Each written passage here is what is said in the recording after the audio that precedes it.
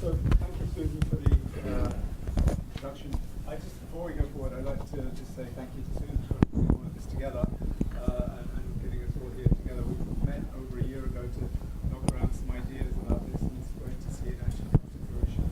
And we've been able to get together, and we've been able to bring together some of the very important pioneers and people that have been working in the field for a long time, and have really built up a quite a reputation. So I think the next two people we have are really come from that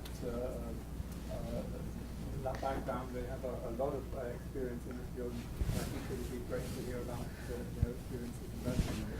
I'm not going to spend a lot of time up here. I'm not going to read through their whole CV or their bio, rather it's in the document so you can have a look at them. I'm just going to give them as much time as possible to speak. So first of all, we have Brad Guy, who is from the Catholic University of the USA, and as I mentioned before, he has a lot of experience working in this field, and he's going to be talking about that. Thank you.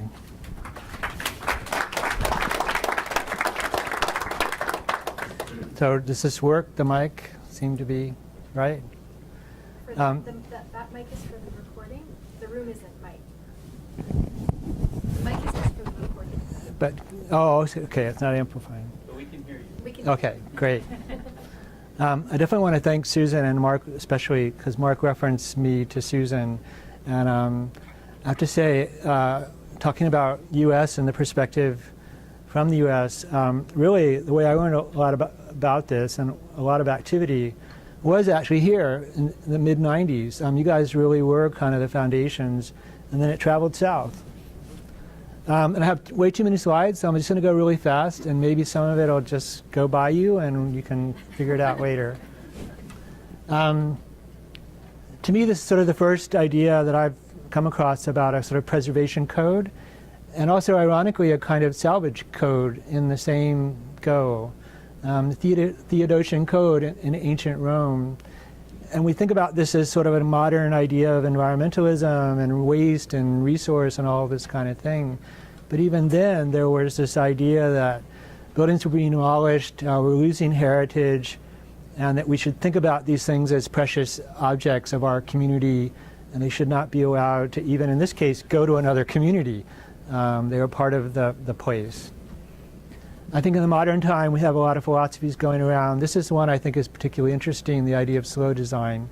You probably heard of slow food, so if we sort of thought about that in application, I think there's also some resonance here for what we're talking about. I'm coming from this sort of environmental background and waste, so to introduce that. So this is what we do in our world. We just think of this as more of a practical idea of conserving resource, minimizing environmental harm, and so on. So I want to be clear, reuse and deconstruction, they're not the first step ever. Absolutely. They are somewhere in that spectrum of resource conservation. And just, again, to always be really clear, deconstruction is dismantling some kind of selective process with the goal primarily for reuse. And I have this conversation way too much about confusing demolition and deconstruction, and even confusing reuse and recycling. So I probably didn't need to do that with you, but to be really clear what we're talking about when we consider reuse, it is not materially changing the properties of an object. And so deconstruction is this kind of reverse construction. The way I think of it is, we know the loofah sponge, right? So you can kind of remember this as LOFO, last on, first off. If you remember nothing about this, think about how buildings are assembled. They're sort of like onions, and our first sort of idea is about unpeeling the onion.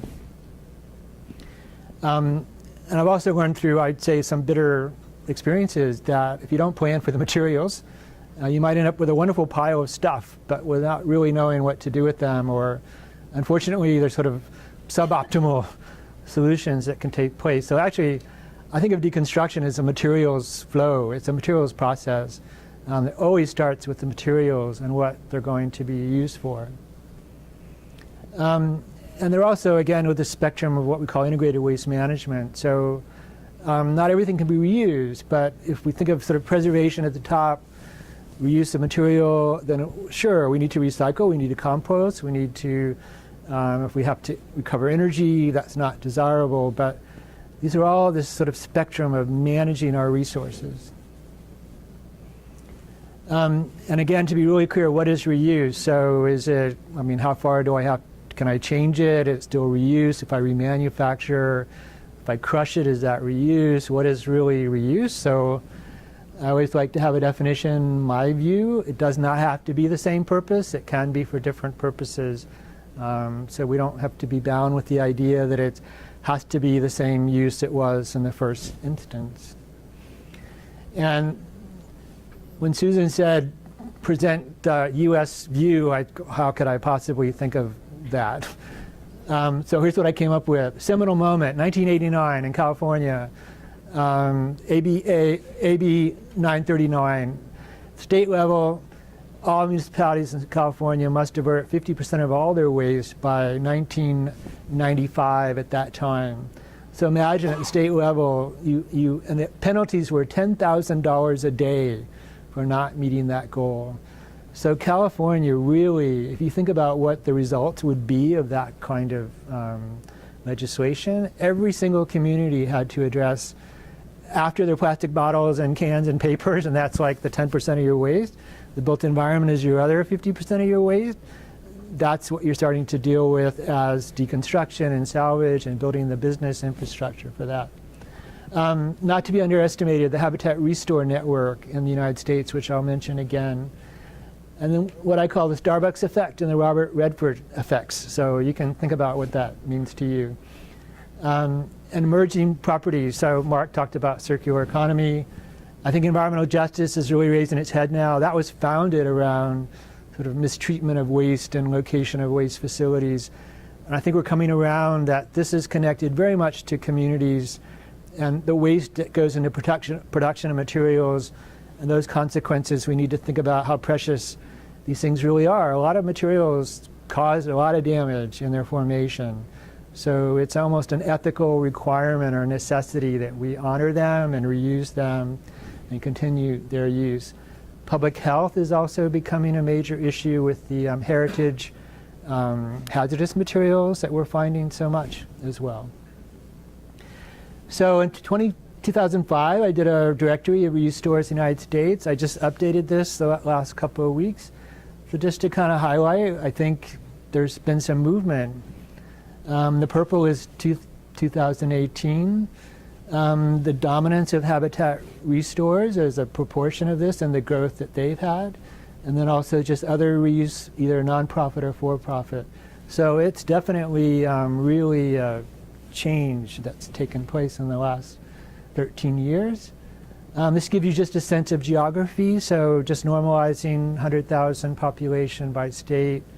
There is more in the Northwest, so Portland has really become a hotbed of a lot of this activity in Oregon. And it's also been very much about the nonprofit sector in the US as a social matter that people can get tax deductions, a lot of volunteerism that's involved.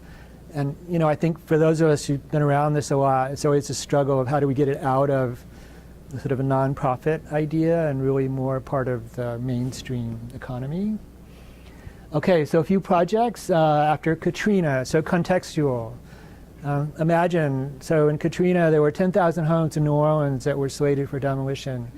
And New Orleans to me is the architectural history of the United States. It's an amazing place. And actually the Preservation Resource Center, which was their local heritage group, actually bought into deconstruction because of, I think, what Susan said. When you're faced with 10,000 homes, and they actually started their own restore because they saw how this is something we need to do at this level, that if we can at least save the parts that can be used for restoration, it's part of redeveloping the economy in the place. So this was a project we did where actually it was involving deconstruction in the historic 9th Ward, Holy Cross neighborhood, one of the hardest hit areas. And then just, you know, we're sort of blurring this line, right? So actually redesigning the same building in effect, but incorporating the reclaimed materials back into the project. So obviously you saw the destruction. You couldn't remotely rebuild that that same structure. It was way too far gone. And then we did other projects. So we actually just deconstructed homes that had been damaged by the storm. And then we had, in this case, this was a student project where we actually worked to build these sheds. And people not able to live in their homes were living in FEMA trailers. And it's something you may not think about, but you know, people's stuff is very precious to them, and FEMA trailers don't allow for much stuff. So actually a nonprofit group was just building sheds because people had no place to keep their personal belongings. So we just, again, as sort of educational and otherwise, to use reclaimed material and change some of the designs to incorporate this into these projects. So this is more of a student-type learning thing. Another context in Cleveland, Ohio, so the Rust Belt, again, faced with thousands and thousands of blighted and abandoned buildings, and you know, some really, again, precious history and job training. So these were a group of people kind of going through this experience. And, you know, okay, so we can't necessarily use these in these sort of dramatic ways, but in all kinds of prosaic ways. There's plenty of sheds in the world and garages in the world and, you know, just all kinds of necessities that we still can use all of these types of materials and honoring them in whatever way is possible. A rural church in Ohio, so thinking about sort of the loss of communities and aging of communities in this particular place. It was one of those old industrial areas. The church had been abandoned for a long time, so we had to just do something about that. So the project involved recording the church and then actually sort of strategically thinking about where the different elements could go, taking it apart, categorizing and redesigning. We couldn't necessarily use everything, so the roof joist had to be new for the structural integrity. And then actually the hand-hewn beams that were part of the structure became that cross in the center of the building. We did the Solar Decathlon in 2011, so these are some of my students.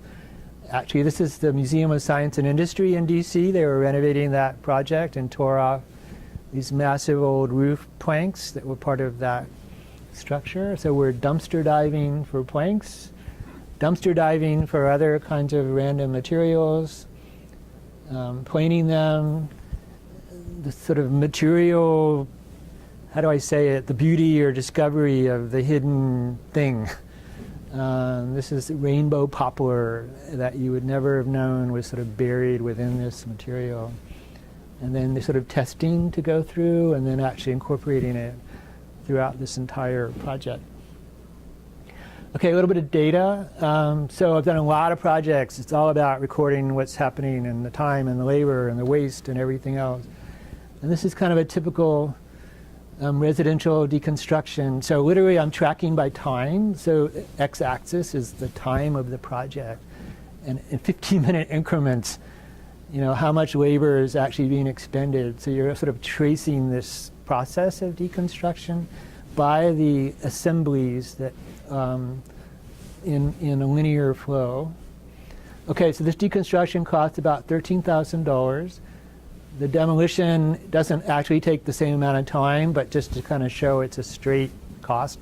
There's no differentiation. And then the net cost, so actually subtracting the value of the materials from the deconstruction cost. And then tracing, you can see at the early stage how there's not sort of a cost-effective, but they start to diverge as you get into the heart of the building, which is the lumber and the flooring and the elements. And so what we end up with is, it cost $13,000. We basically got about $11,000 in salvage, so this really cost $2,000. And I think that's, again, this important paradigm in pure economic terms. You know, what is this stuff worth?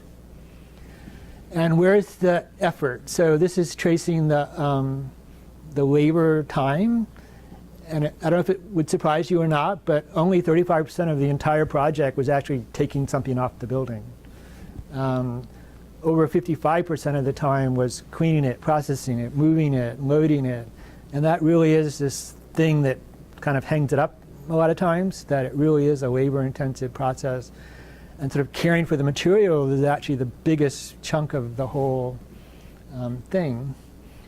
So here's another project we did where we looked at these old abandoned army barracks. I don't know if you had this going on where they sort of changing over the military infrastructure.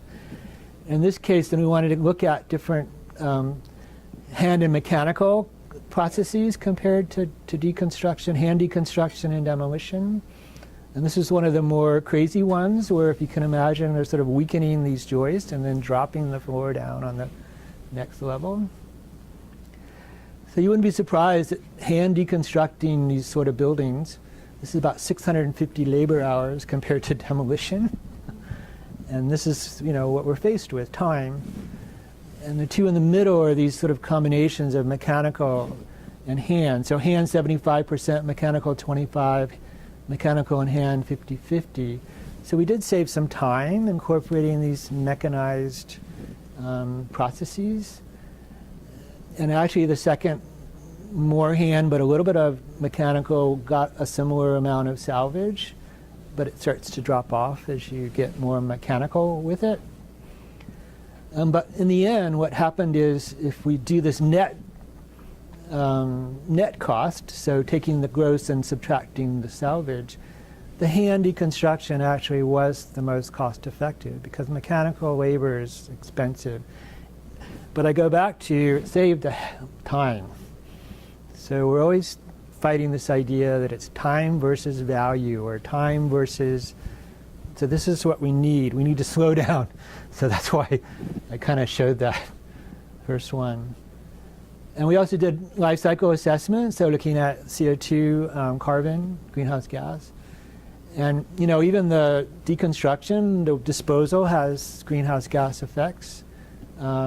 But here's the salvage. So we talk about a negative, so we're actually avoiding the production of new materials.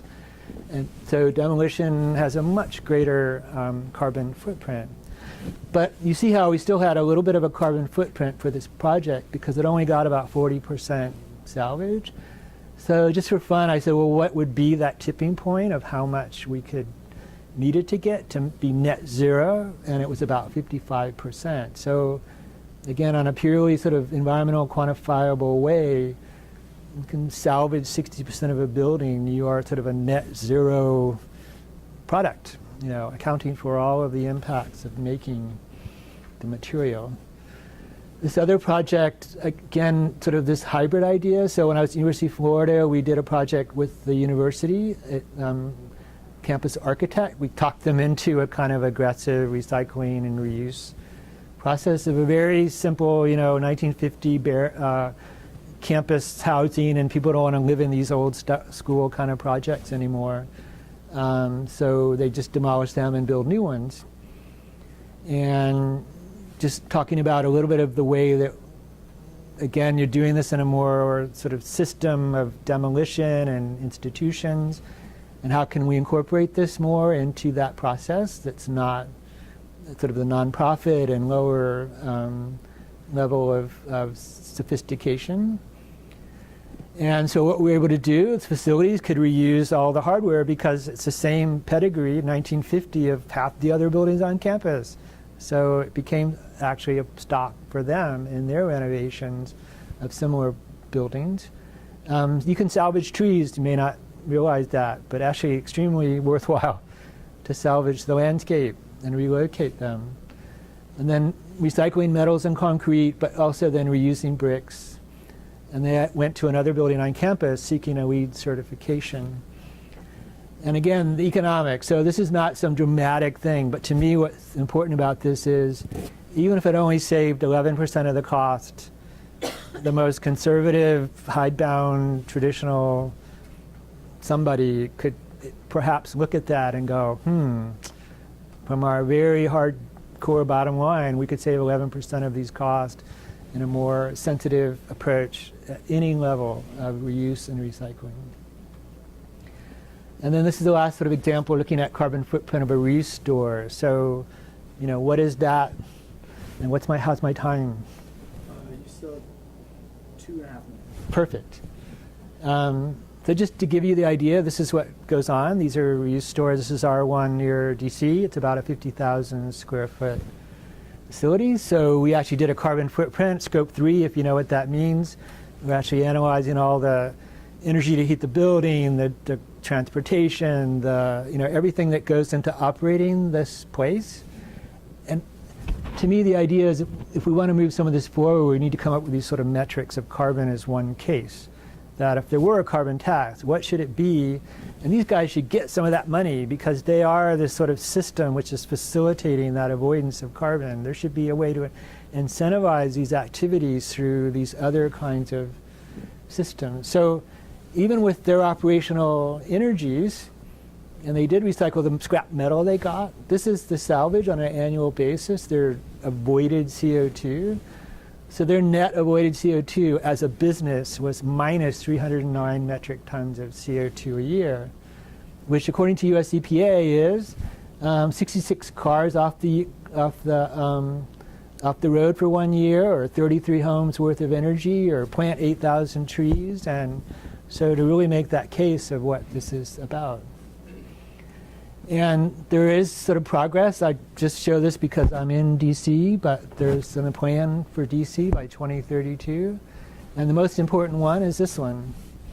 That's not a huge number, but my best estimate is in the US we're probably reusing about 0.2% of the waste that's produced from the building industry each year. So 5% is 25 times more, if you think of it in relative terms. So it doesn't sound like a big number, but relative to what's really happening, 5% would just be phenomenal. And I'm very proud of being on the lead technical committee for version 4 materials and resources.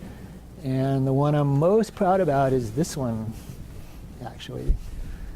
So this was something we were able to actually get as a specific way of earning credits. Not that the building, of course, if it was historic, it would be a rehab perhaps, but simply by designation of historic designation, and blending or blurring this boundary. So there's no longer a specific material reuse credit.